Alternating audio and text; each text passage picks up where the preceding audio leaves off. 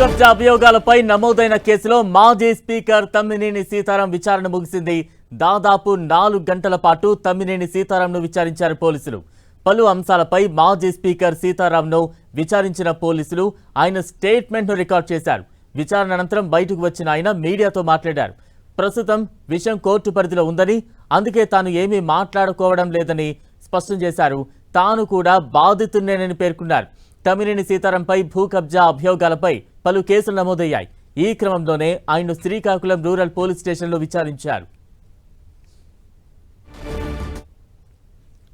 మాట్లాడడం నేను అందరికంటే పెద్దగా వాయించగలిగితే కదా సార్. ఇంకో విధంగా మనం ఏం మాట్లాడినా కోర్టు కూడా గమనిస్తుంది. ఇవాళే చాలా స్పష్టంగా మీరు వెళ్ళి మీ తాలూకా ఒపీనియన్ చెప్పించుకోండి.